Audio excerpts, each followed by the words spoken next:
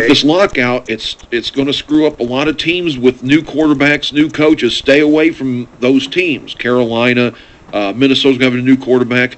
You want to stay with your established teams now, because even if they get this solved within the next couple of weeks, which doesn't look like it's going to happen, this is going to cause a problem in the NFL, like I said, with the teams with new quarterbacks and new coaches, and we'll get their systems in completely. So that's keep that in mind when you draft. I appreciate that very much. I got to get up to speed on some of the new players coming into the NFL this year. Like Arian Foster, who I had a chance to get him, but I think I bypassed him. A lot of people Javid Best. Javid Best. I think Javid Best. I came around next time and fought to him. Now, see, the best owners have to be careful, because now with Illinois' Michael LeSure there, or Mikel LeSure, he's going to take a lot of goal line carries away from Javid Best. So if you're in a TD only league, Best is not going to be near as valuable as he might have been last year, because LeSure is going to get a lot of inside the 10-yard line carries. Yeah, well, everybody's talking about him at work. I know that. So he's hot property.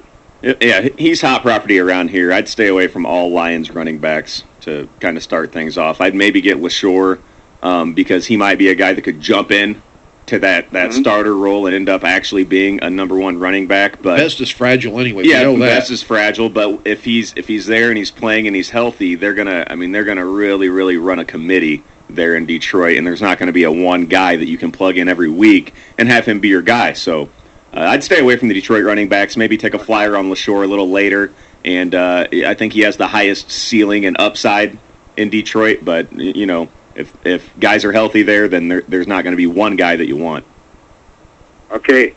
All right, well, thanks for the phone call. 529-1450, 529-1450. Hopefully there is a football season. Oh, yeah. I mean, when you really look at the first round, especially, there's not a whole lot of guys that you want to take a flyer on, really, outside of, to me, Julio Jones, A.J. Green.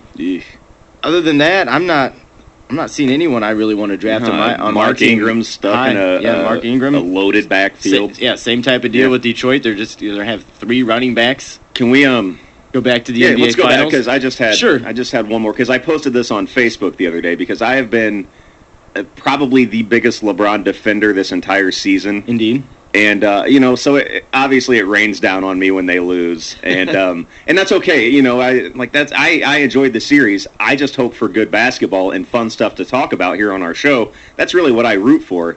And I enjoy watching LeBron, and I still think that we overreact, that we put too much on one series, and I still think that he's the best player in the league, and it's probably not even that close if you look at the whole body of work in the entire league and the entire season. And then the postseason up to that point, still no one is better than LeBron. To me, he's got a few areas to still work on. Yeah. Then he becomes the best player in the league. Right now, I think he's the most talented. But who is the best then right now if you don't give it to him? Good question. But I'm not sure I'm not ready. Kobe? I'm not sure if I'm ready to. I think you could argue Kobe. Okay, but LeBron yet. Would you say LeBron, had the Heat won the finals and LeBron was the MVP, would you then say LeBron was the best player in the league?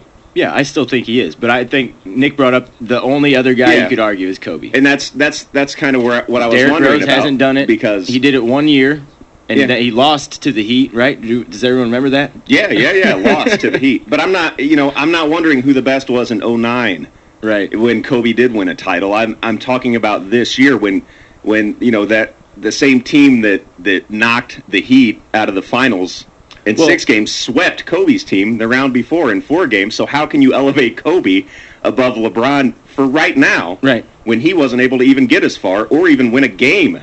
Well, for me, I think Kobe's Mavericks. got it figured out, though. Kobe knows how to win. I don't think LeBron's to that point yet. I don't think he has like a go-to move when people have got him figured out. He doesn't have that go-to move where he can also put it up. And that's a good point. He also doesn't have the step on the neck mentality. When you get a team, when you're in the third quarter, put them away. And what LeBron's problem is, he kind of, I don't want to say disappears, but he passes, he looks to distribute and he should be taking the ball. And with his size, just destroying whoever's guarding. In these finals, I have never seen someone so scared and so timid to shoot a basketball as I saw LeBron James, and it was almost disgusting. I was yelling at my TV. I was saying, him and D Wade are talking about how they, But he changed, they're not scared to keep each other in check and to call each other out. No one was saying anything to LeBron. He was passing up wide open shots. No one was saying a word to him. But that was, like I said, that's one series. That's what I'm one saying, series. yeah. And if you go back, The series before that, If you he go back- did dominate in the fourth Exactly, quarter. The and series before that, he dominated in the fourth Eastern quarter. Conference Championship. So where's D Wade and Bosch? Why aren't they getting? They weren't. Listen, Where were they in the fourth quarter? they wouldn't be They're not playing getting the heat in the that LeBron's finals. getting. They wouldn't have even been to the finals if it wasn't for LeBron. It's a team. LeBron carried that. He was the top player on that team all season, right up until those last 6 games, and that's it. But because of those last 6 games, we're saying, nah, I'll take Kobe. I'll take maybe Dirk is a little bit. But it's like, come on, seriously. Kobe got bounced out of the Western Conference Finals. Couldn't even make it to the finals. This killer instinct I keep hearing about. Where was it? Where was it? Game 1, Game 2, Game 3. It wasn't there. I've got to bring something up. You know what I mean? You mentioned Dirk. I've been hearing something the last 4 or 5 days that drives me nuts. They want people on radio saying, is Dirk a top 10 player of all time? No. Nowhere close. Absolutely. He's not crazy. He's a top 50, He's Yeah. not a complete but player. top 10, no, because the guy many wins a rebounds did he get in championship. the series? I know that. Yeah, everyone goes nuts when a team wins, and you have a guy wins MVP. All of a sudden, now he's one of the greatest ever played. No, he's not. He's a very good player, no question. Best One of the foreign greatest ever player? Played? No. Would you say best foreign player? Best foreign player, I'd say yes. Possibly, yeah. I would say yes. I would say yes. Hey, Dirk's an incredible player, and he's a serious talent. And if you look, his numbers, aside from his scoring, his numbers like rebounding and all the tough numbers go up during the playoffs. He actually elevates his game for postseason play. And to me, I think I would think more of him if he gave more of an effort throughout the regular season. And and really, listen, a 7-footer as athletic as Dirk should average a double-double every year, and he doesn't. And it's bottom line. He doesn't try hard enough during the season. He falls back on his jump shot, and that's what he has. But when postseason time comes around, he can play. He can play basketball. He can bang. He gets rebounds. He plays tough defense, but he seems like he kind of mails it in during the regular season.